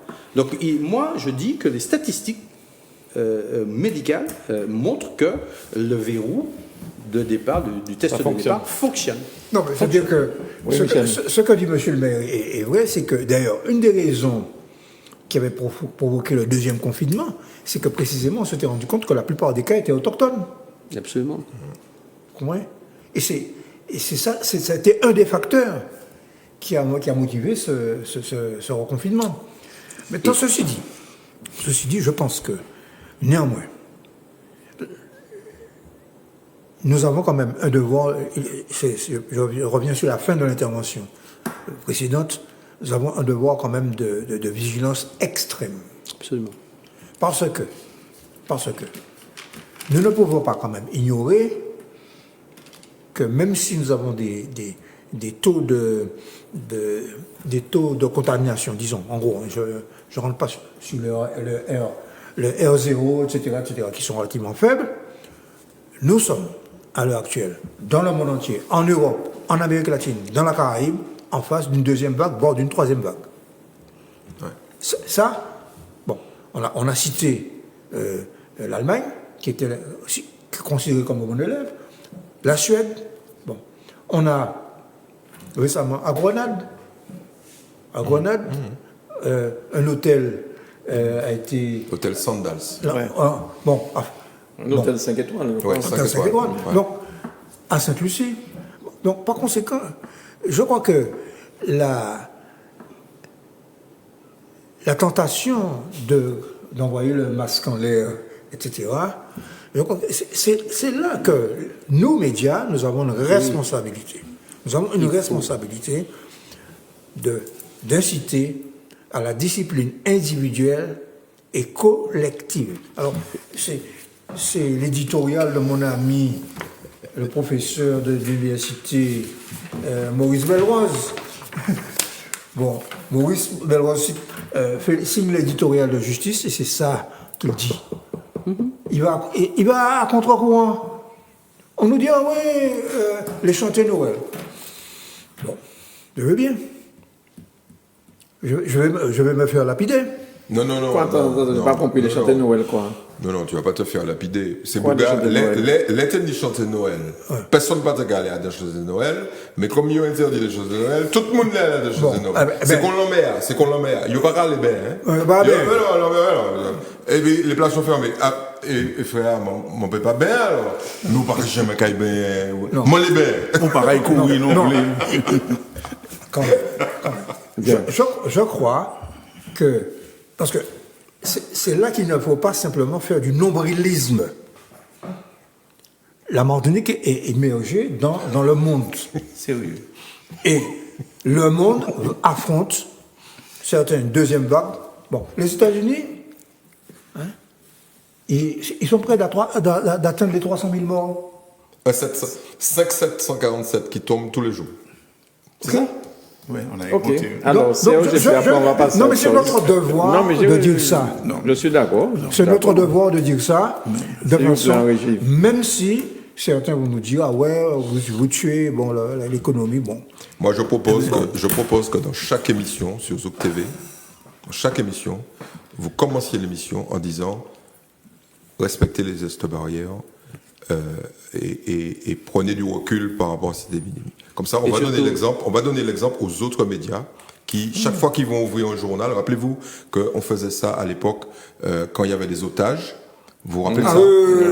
Vous vous rappelez? Quand Thierry Doll était otage, les journaux nationaux ouvraient en disant 354e. Voilà le 354e. Et les gens restaient vigilants par rapport à ça. Ouais. Eh ben, on devrait faire la même chose avec ça. Les gestes barrières. Alors, Serge, tu voulais dire sur ce sujet? Oui, non, moi, c'est toujours la même chose. Moi, pas comprendre grand-chose. Mais bon, il y a des gens comme ça. Il y a des gens qui comprennent tout. Il y a des gens qui savent tout. Tu es le héros de Voltaire. Tu as constaté ça.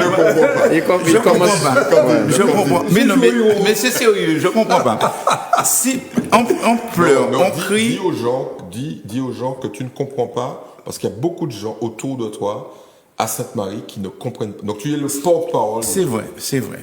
D'autant que maintenant, bon, Caïmoin, comme là où tu es coupé sur la Nationale 1, de Caïmoin, c'est en l'autoroute. C'est tout le monde, le nord, qui a passé devant Caïmoin, dans un champ de canne, hein, monsieur Dabeur, un champ de canne, mais il y a tout qui a passé. Les gros 4x4, les petites voitures basses, tout le monde passe. Non, je disais, sérieusement, on pleure, on crie. La Martinique va dans le mur. Les commerces ferment, les restaurants sont étranglés, les hôtels vont fermer, il n'y a pas de vie nocturne, les touristes. Puis il n'y a rien. Donc on prend des décisions, les gens ne sont pas contents. Ils vont agir. Je rappelle quand même qu'on est 375 000, merci. Plus Les clandestins en Martinique. Sur presque 70 millions de Français. Plus ceux qui sont là-bas. Et puis, deuxièmement, maintenant, alors, on autorise les touristes. Ouais. On autorise que mes enfants reviennent. Alors, j'imagine, parce que moi, j'imagine, y a en pile imagination, j'imagine que les restaurants vont fonctionner, que les touristes, ils vont manger dans les restaurants, ils vont prendre des taxis, ils vont louer des voitures, ils vont acheter du rhum, ils iront dans des bus touristiques, ils iront visiter Saint-Pierre, enfin, c'est mon Saint-Pierre qui est content, ils iront dans des hôtels, ils iront dans des gîtes. Ils ont dit, moi, non.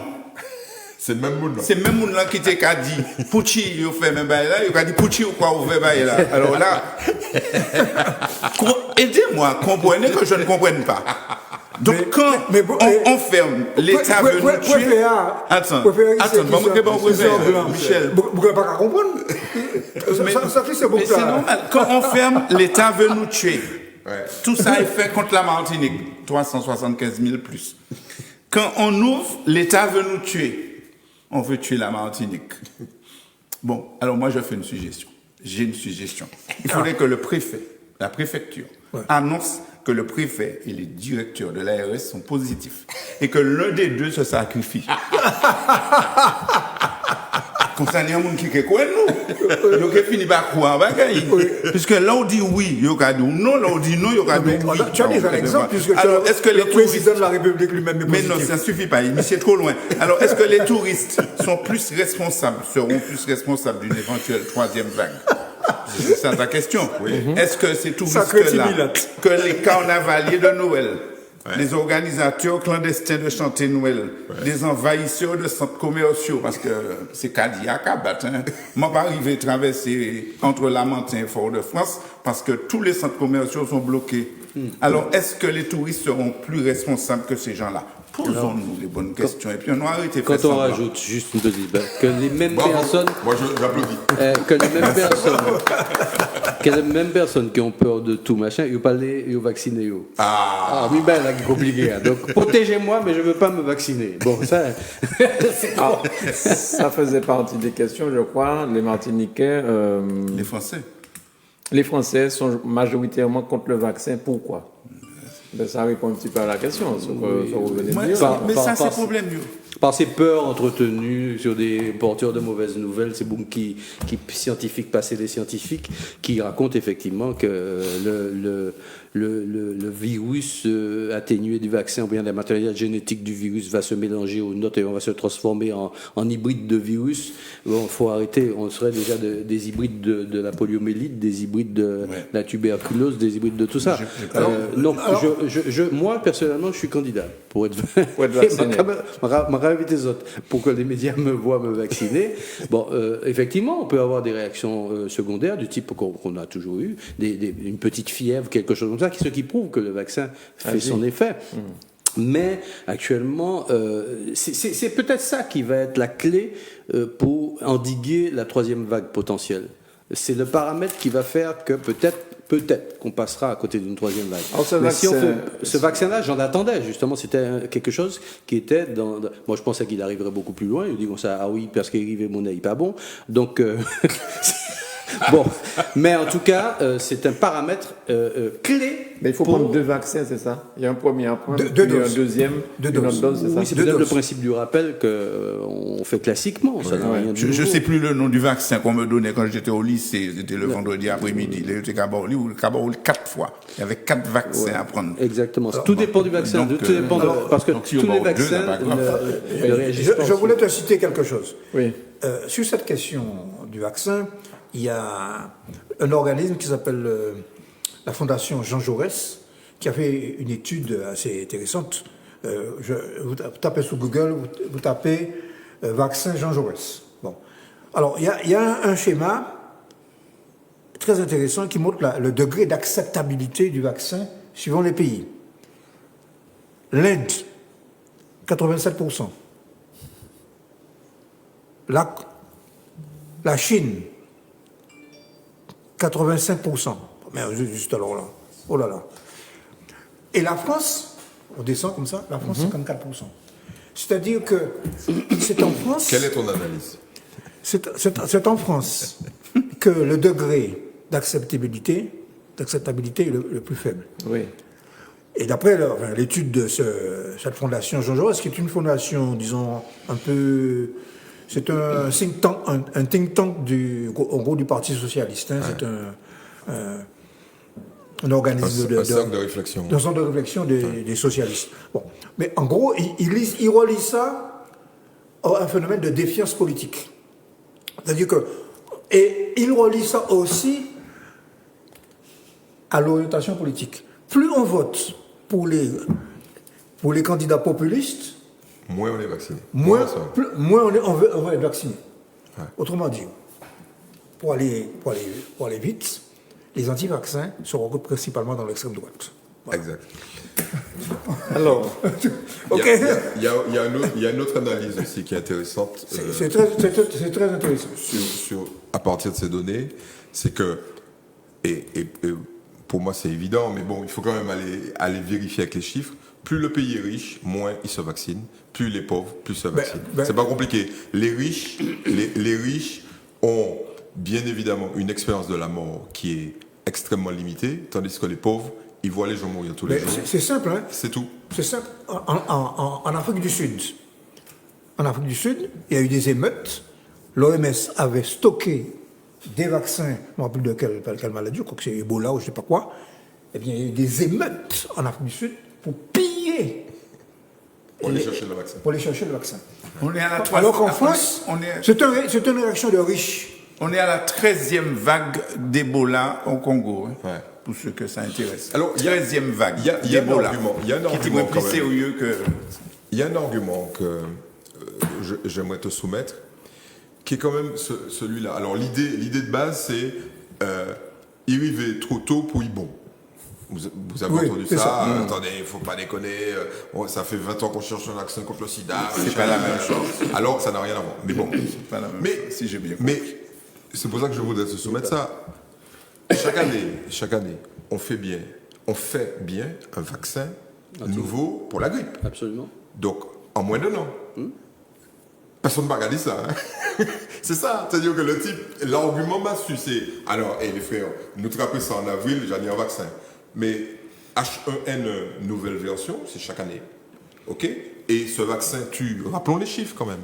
Ce vaccin, ce virus tue en Martinique entre 100 et 150 personnes par an. En France, entre 8000 et 10 000 personnes. Je parle H1N1. Juste cette grippe-là, que tout le monde a oublié en fait. Ça arrive en 2009, ça tue chaque année. Alors faites le calcul. Hein. 10 000 fois 11 années, on est d'accord qu'on est passé à plus de 1 million. C'est bien ça. Enfin, Ça fait beaucoup. ça fait 100 000 morts. Excusez-moi, 100 000 morts. 100 000 morts. OK. Sans que Oui, absolument. personne n'en parle. Absolument. À l'heure actuelle, nous sommes aux alentours de 44 000 morts, 43 000 en France, Ouais. 62 000, C'est tout. 62 000 en Grande-Bretagne. C'est toujours 40 000 de trop, c'est sûr, mais les temps ont changé. Je trouve qu'on a réagi plutôt bien face à une pandémie. Moi j'étais impressionné. Enfin bon, intuitivement comme ça. Je ne suis plus dans la boucle des scientifiques, encore que je lis encore un peu. Mais l'agressivité de ce virus m'a paru extraordinaire. Et on s'en sort Plutôt pas bien. si mal que ça. C'est les épidémies oubliées, que j'ai vu un documentaire comme ça, je ne sais pas si vous l'avez vu. Les épidémies oubliées, c'est par exemple en 69, au lendemain de 68, il y a eu La grippe de Hong Kong. plus d'1 million 400 000 morts dans le monde. Exact. Et en France, il y en a eu 30 000 en un mois. 30 000 en un mois. Je ne parle pas de la grippe espagnole. C'était 50 millions 50 de millions morts de dans le morts, monde. ouais. Là, on est quand même dans des chiffres qui sont toujours trop élevés. Hein. Qui est-ce qui aime mourir? Personne, surtout pas moi. Mais quand même, je trouve que les données... Bon, effectivement, ça passe par des choses qui sont difficiles à supporter, le confinement ou autre. Bon, c'est en 69. Mais je regardais le comportement aussi des gens par rapport à ça. C'est sur un marché à Paris, le marché dans les grandes avenues là. Et quand j'ai dévié madame, il y en a une qui dit: moi, je n'ai peur de rien. J'ai une génétique, mais de fer dans la famille, sans masque en rien. Les gens n'avaient pas peur autant que maintenant de la mort. Ils acceptaient ce risque-là. Maintenant, plus personne n'accepte mourir. l'idée de mourir, mais en même temps, ils ne veulent pas être vaccinés, ils ne veulent pas qu'on les confine, ils veulent tout. Et ils veulent que le gouvernement et que ce soit au niveau, enfin à tous les niveaux, hein, les élus décident à un moment donné que c'est fini, la récréation c'est fini, le virus t'as qu'à rentrer chez toi et puis bon, laisse-nous tranquille. Il n'y a aucun politique capable de faire ça. Et ça repose. Et moi, je disais que ce qu'il faut aussi dire aux gens, c'est dans la petite sphère où ils se pensent dans un cocon, qu'est-ce c'est le plus dangereux? Parce que je vois ça au travail ou dans la famille.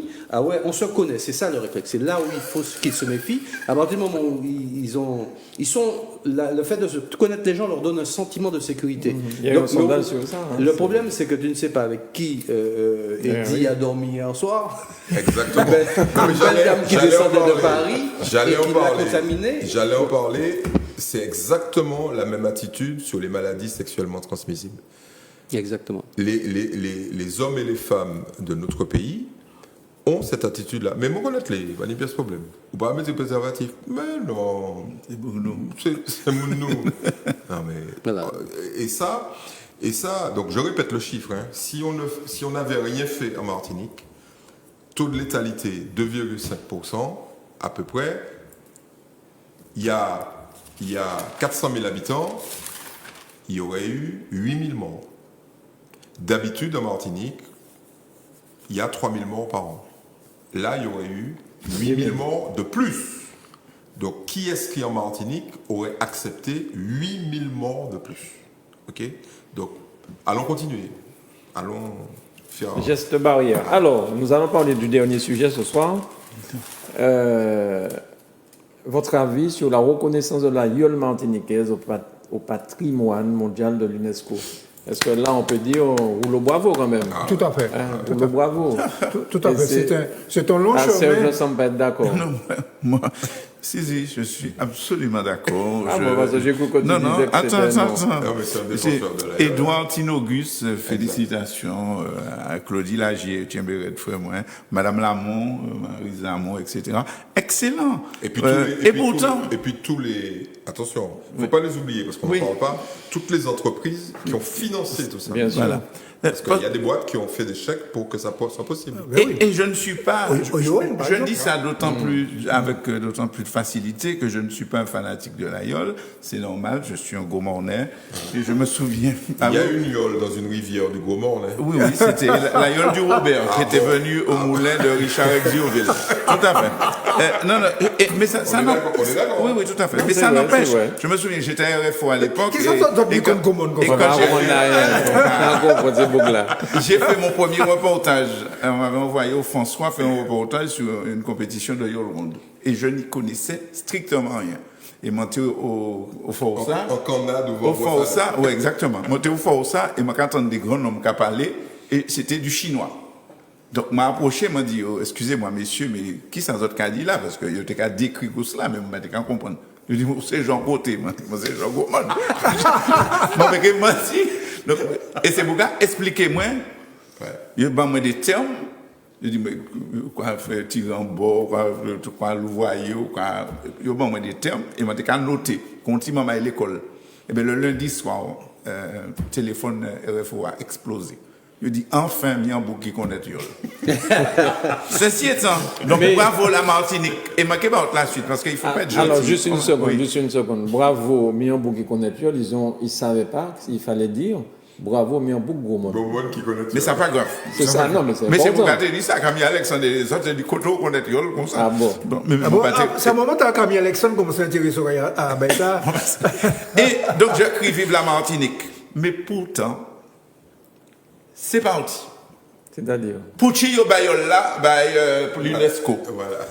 La naissance d'une vraie polémique. C'est le gommier qui aurait dû entrer au patrimoine mondial. C'est le gommier qui aurait dû entrer au patrimoine mondial de l'UNESCO. Les Taïnos, nos ancêtres caraïbes, comme par hasard, ils auraient cité, utilisaient en 1200 avant Jésus-Christ le gommier. Alors, j'ai répondu au premier, est-ce que les gens de Gommier ont fait un dossier? Est-ce qu'ils ont fait une demande? Moi, pas ça. Mais voilà la réalité de ce pays-ci. Les Macadisot ici, quand nous ne sommes pas fiers d'être Martiniquais. T'es d'où ça? C'est pas tout à fait vrai. Nous sommes, mais il y a trop de gens qui réagissent comme ça. Moi, je suis content, nous à l'UNESCO, je suis content. Hier, je dit, gars, là, c'est Boug l'Afrique du Nord, là, devant moi, parce que hier, l'UNESCO a dit que le couscous du Maghreb est au patrimoine immatériel de l'humanité. Et pas le boyoton. Voilà. Et donc, il y a créé un problème entre les Gommiers. Et en Guadeloupe, le Boca, c'est le Boca qui est... Ton voisin, là. Oui, c'est très bien. Mais en tout cas... Alors, avis sur ça, Eddie. Non, écoute, moi, je pense que c'est fondamental que nous ayons cette stratégie-là. Nous avons un rapport. C'est notamment ce que je défends sur l'idée de la chlordécone ou d'autres. Nous avons un rapport qui est franco-français. D'accord ? Il est temps que nous allions faire un rond. Alors, effectivement, la France a soutenu, hein, c'est normal. Mais il faut que nous fassions un rond. Tu vois, que nous sortions, que nous allions directement voir un certain nombre d'instances mondiales, que nous fassions valoir, on va dire, nos particularismes, pour que nous puissions grimper à la fois en termes de notoriété. Parce que là, derrière tout ça, il y a quoi? Parce que les gens vont dire, ouais, mais ça sert à quoi?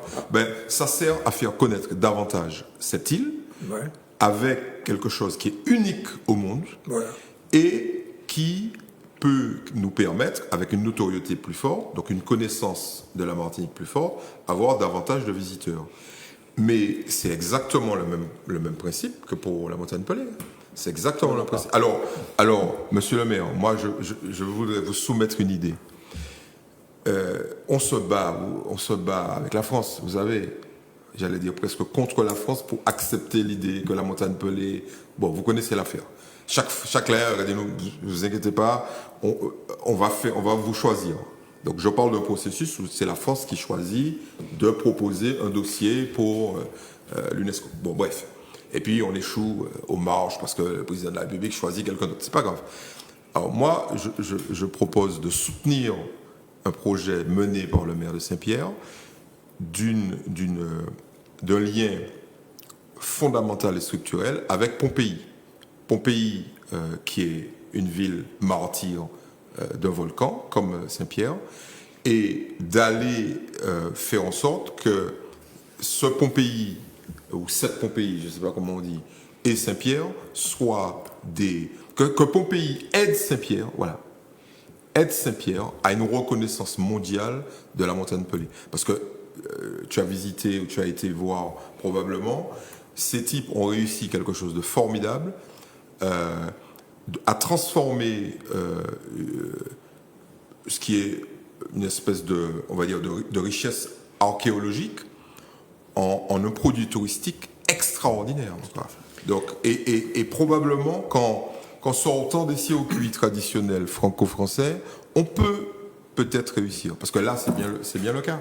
Donc allons dans une démarche qui est, j'allais dire, un peu plus, je vais faire plaisir à Michel, un peu plus autonome, un peu plus indépendante, pour réussir des choses alors qu'en prenant les circuits traditionnels, on va se faire bananer. Tu parles un peu comme Édouard Glissant. Édouard Glissant disant, pensons globalement, agissons localement. Ouais. Non, mais c'est important. Alors, vous êtes en train de parler là, vous êtes des experts, mais s'il vous plaît, il y a des Martiniquais qui, pour la première fois ce soir, entendent parler de Pompéi. C'est quoi Pompéi? Pompéi, c'est une ville qui a été victime d'un volcan. Une ville italienne qui a été rasée par un volcan de type péléen et qui vit les mêmes, j'allais dire, les mêmes affres, les mêmes problématiques de notoriété, de concurrence, de problématiques, j'allais dire, de développement, et qui a trouvé une solution majeure, qui est celle d'avoir une notoriété mondiale pour faire venir des touristes. Alors c'est un peu compliqué parce qu'il faut pas. La ville est fragile, donc il y a un nombre limité de touristes. Mais si Saint-Pierre avait l'équivalent, ce serait extraordinaire. Parce que je crois je vais vérifier, mais je crois qu'ils sont à plus de 1 million de touristes par an. C'est sur les rails déjà, monsieur le maire, ce que vous avez dit. En fait, le dossier de reconnaissance de la montagne Pelée, des sommets du Nord au patrimoine mondial de l'humanité n'est pas le dossier de Saint-Pierre, c'est le dossier de la CTM. Et il n'est pas fondé sur Saint-Pierre. Et c'est bien ça que je me laisse souffler à l'oreille par des gens qui connaissent l'UNESCO, qui me disent, mais aller demander la reconnaissance, le classement de la montagne Pelée au patrimoine mondial de l'UNESCO en ne mettant pas l'accent sur le phénomène, la ville. Parce que des volcans de type péléen, une fois qu'on a qualifié pour la première fois le type d'éruption de péléen, on en a d'autres dans le monde. Bon, c'est vrai que la montagne Pelée a une biodiversité extraordinaire, et je vais y revenir si tu me donnes un peu de temps, mais Saint-Pierre n'a pas été assez mis en avant. Bon, Saint-Pierre, on en parle. Mais si on avait mis la culture, l'histoire, coloré ce dossier avec l'histoire extraordinaire de Saint-Pierre, je pense qu'on aurait peut-être déjà franchi la barre depuis longtemps. Tout à fait. Alors, Pompéi, je donne raison à Eddy quand il dit qu'il faut peut-être qu'on passe par l'étranger, au sens large, pour se faire reconnaître par notre pays D'adoption. Notre pays. Pour notre pays. Notre pays. Pourquoi je dis ça? J'étais pendant les vacances dernières à Paris. Magaoué en publicité qu'a passé, exposition concernant Pompéi au Grand Palais à Paris. Ouais, magnifique. Je suis allé, une magnifique exposition, et puis je suis là avec mon épouse, donc avec Bella, et puis je me dis, mais mon Dieu Seigneur, mais ces gens-là n'ont pas plus à vendre que nous. Exactement. Si je veux comparer de façon un peu, comment dire, macabre. 15 000 morts à Pompéi. Moins que ça. 15 000 et 40 000 à Saint-Pierre. Ouais. Voilà. On regarde bien les chiffres. C'est beaucoup moins que ça. J'ai été surpris. Je ne veux pas dire de bêtises, mais ben là, c'est autour de 1500, 3000 morts ou quelque chose comme ça. Alors peut-être qu'il y a eu plusieurs phases, mais en tout cas, c'est surtout que ça a été impressionnant. Et puis, bon, qu'ils ont reproduit comment dire, avec des sons, comme on dit déjà. Son lumière non, mais en son réel, quoi. Je ne sais pas comment ça s'appelle. L'éruption avec le bruit qui évoque les chutes de la Pili, c'est-à-dire c'est de la ponce. La ponce, La ponce qui en fait est tombée sur les toits, a écrasé, ont effondré les maisons. Ça n'a rien à voir avec la nuée ardente qui nous a balayés. Je me suis dit, mais on a en plus de cette éruption, on a toute l'histoire de la colonie française, c'est-à-dire l'esclavage et tout ça, pour enrichir, parce qu'ils n'ont eu qu'une éruption, si je puis dire. Mais nous, on a toute l'histoire de la France. C'était il y a 2000 ans. En plus, oui. Donc, on a en plus tout ça. Donc, on a quelque chose d'extrêmement riche qui trace l'histoire de la France. D'accord? Eh bien, ou quand il interroge ces Français, ils connaissent Pompéi, ils ne connaissent pas Saint-Pierre. Ils ne connaissent pas Saint-Pierre. Et là, moi, je dis qu'il y a un travail à faire. Effectivement, c'est une très bonne idée que tu viens de me donner là. Et pour finir sur ce dossier-là, le problème du passage en jaune de la montagne Pelée à l'UNESCO, j'ai attiré l'attention de M. Boutrin là-dessus dernièrement. Il y avait une visioconférence avec Boutrin, le nouveau président du parc. J'ai pas encore visioconférence sur ce dossier-là. C'est moi qui ai attiré l'attention en disant attendez, on est très enthousiaste, on veut y aller, machin, etc. Mais on vient d'ouvrir la porte à des gens qui ne veulent peut-être pas que ce dossier aboutisse. Ouais. Là, on a dit que la montagne Pelée, elle peut exploser d'une minute à l'autre. Et je vois que votre dossier est basé à 80% sur la biodiversité. Qu'est-ce qu'on va vendre à l'UNESCO? Le stylo du président peut trembler maintenant en disant je vais présenter un dossier à l'UNESCO, mais si la montagne pète l'année prochaine, donc je vends à l'UNESCO des cendres, de la lave, qu'est-ce que c'est? Donc, c'est pour ça que je dis attention. Bon, tout le monde a sursauté. On dit oui, mais on a vendu aussi le volcanisme, etc., etc. On aurait dû vendre Saint-Pierre un peu plus. Mais c'est là que tout l'enjeu se pose. On termine par la question de départ. Il faut qu'on passe à l'après maintenant, parce que moi je suis persuadé que l'éruption de la montagne Pelée, c'est pas pour demain matin. D'accord? Quand on me dit que de l'eau se transforme en vapeur dans la montagne Pelée, quand j'étais enfant, comme j'ai mes racines au prêcheur, je disais ça au préfet, on s'arrêtait au niveau de la coulée blanche, là, au bord de la mer, on creusait 50 cm et on était dans un jacuzzi naturel. L'eau était ultra chaude. C'est-à-dire que le volcan, la dernière éruption qui date de 1929, c'est pas si loin que ça, donc le volcan est toujours chaud à l'intérieur, mais actuellement va fouiller dans le sable du prêcheur, il faudra fouiller beaucoup plus profond pour avoir la même eau chaude. Parce que c'était la mer qui était en dessous du sol. On creusait dans le sable et on trouvait l'eau de mer, mais chauffée. On remontait aussi pour aller là où il y avait les petites sources. Exactement, on avait les sources chaudes, donc on ne nous apprend rien. Mais le volcan, au contraire, moi j'ai un sentiment qu'il a refroidi.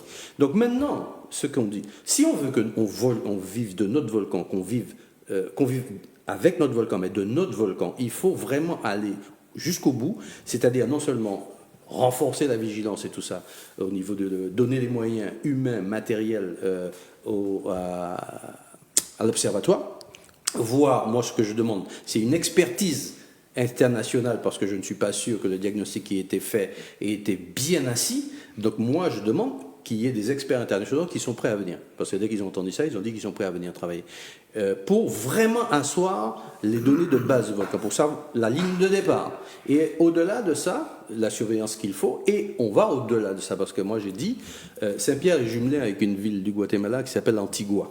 D'accord? À Antigua et dans le Guatemala, ils ont un organisme qui s'appelle la CONRED. le représentant du Guatemala ici m'a remercié d'avoir cité ça. J'ai visité la CONRED, c'est une coordination, c'est en espagnol, coordination des services de sécurité du pays avec les régions et les villes pour gérer non pas la prévention, mais pour gérer la catastrophe quand elle est là. Parce qu'ils ont des volcans. Ils ont des volcans actifs. Très dangereux. Antigua est au pied du Fuego qui est en activité. Je suis passé là au mois de novembre, au mois de décembre, le Fuego était en éruption. Bon, ils sont du bon côté du volcan, ils ne reçoivent que la cendre. Mais ils ont des séismes très violents.